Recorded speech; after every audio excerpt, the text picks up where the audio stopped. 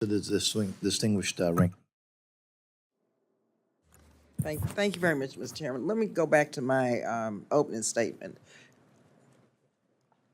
Where, did you want to respond? I'm just noting that the clock doesn't seem to be working. And I have our clock, and I have a self-interest in the clock working. We will, all right, we'll see what we can do about that.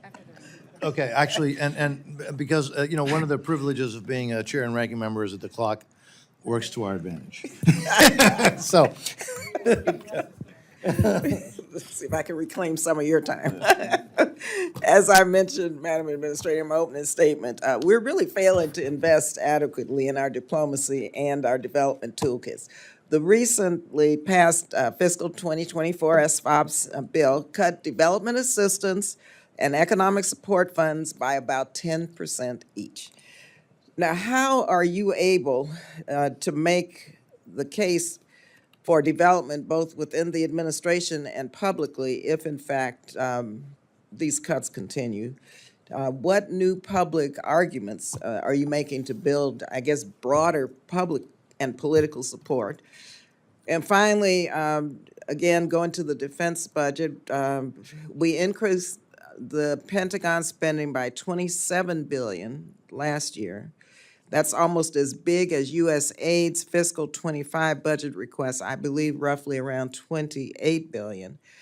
And so what would USAID be able to do if we doubled USAID budget, making only a minor dent, mind you, minor dent? I know there's about 150 billion in waste, fraud, and abuse in the resources provided to the Defense Department, and how would this impact both U.S. security and the security of our country, allies, and partners? Well, there's a lot in your question, and grateful for, of course, for the premise of the question. You know, I think it was the day before yesterday, I testified by our Senate counterpart, Appropriations Subcommittee, and Senator Graham began the hearing by saying, you know, I'm as hawkish as the next guy, but we can't kill our way out of this mess. Meaning the number of crises that exist around the world, so many of them at their root lie either severe economic deprivation, evil radicalization, but that still requires reaching young people and, you know, diverting them from the path of radicalization. You know, we just experienced a once-in-a-century pandemic where more lab capacity, more surveillance certainly is one of the lessons we take from that, you know, something that can harm American lives can come from anywhere. And we have a great global health security initiative that you all have supported. But in the bill that just passed, we had to cut it by $200 million.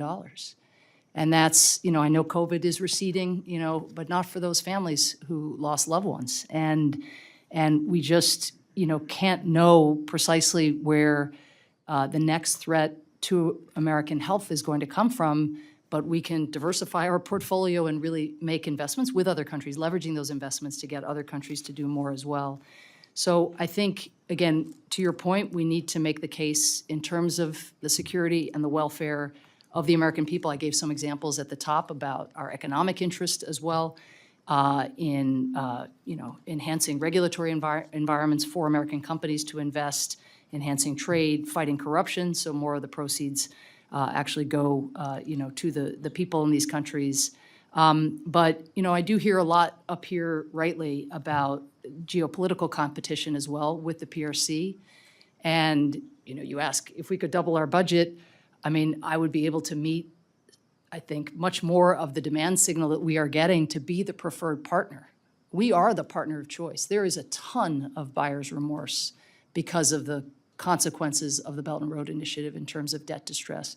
People are ready for stepped-up engagement with the United States across Asia, across sub-Saharan Africa, in our own hemisphere. But you know, that is not something that we're not in a position to optimize our ability to take advantage of that buyer's remorse by seeing what is going to be around a 10% cut to our development assistance account this year. Thank you, Madam Ambassador. If we have a second go-around, I'll yield any time I have so that we can get to additional questions. Yes.